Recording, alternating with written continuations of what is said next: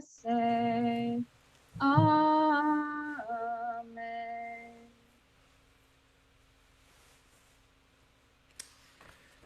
Well, Shabbat Shalom, everyone. Deborah Yesher Koach, thank you so much. What a wonderful Welcome. treat to have you with us. This week, Bahalotcha begins with instructions on lighting the sacred lamps.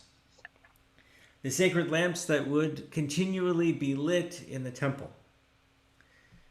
I think that the text refers to these physical lamps, but also to the metaphoric idea of lighting lights, of the idea that it is our responsibility to light these lights, open things up, be able to see things clearly. A metaphor for our responsibility to partner with God in the work of creation. There was once a woman who would pray every day.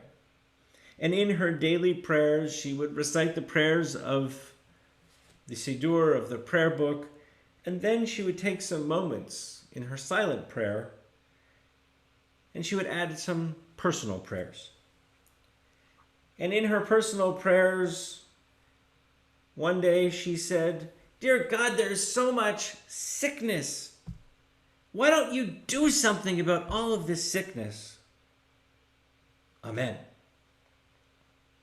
And the next day, she again prayed from the prayer book, and she finished the prayers in the prayer book, and she spent some moments in silent prayer, and she said, "Dear God, there is so much hunger in the world.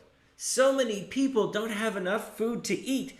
Why don't you do something? Amen." And the third day, again she prayed, and again she said, "Dear God, there is so many people without a home in the world, people who are on the streets. Why don't you do something? Amen." And this went on day after day, and each day she would pray for things like, and ask God why God didn't do anything about poverty, about war, about family strife, about people arguing, about senseless violence. And one morning, she heard an answer. One morning she said, "God, why have you did you let there be so much misery and sadness?" And a still small voice called out to her and said, "You're asking me why I didn't do anything, that I should do something? I did do something. I made you."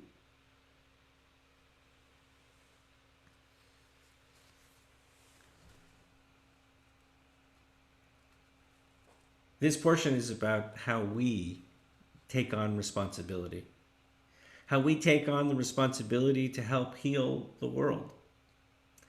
And right now, our world has lots of opportunities for healing. Healing both physically, healing spiritually, healing emotionally. At the very end of this week's portion, Miriam is stricken with a terrible illness. And Moses cries out with perhaps the first vocal liturgical prayer. Moses cries out and says, "El na rafana la," please God, heal her.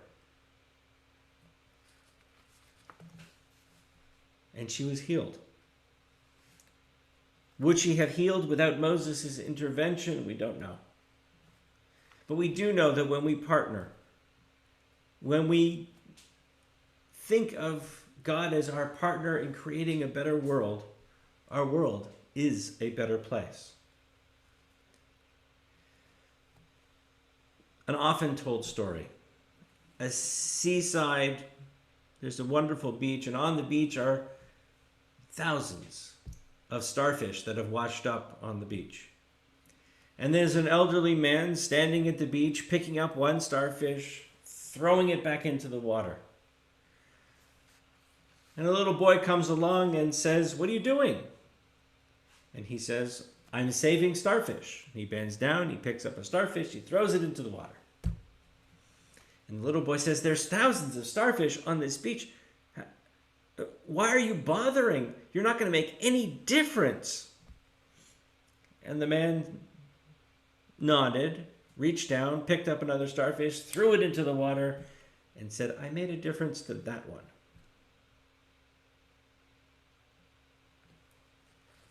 That's really our job. We can't be responsible for fixing all of the world's problems, but we can pick up a single starfish and throw it back into the sea. Shabbat shalom.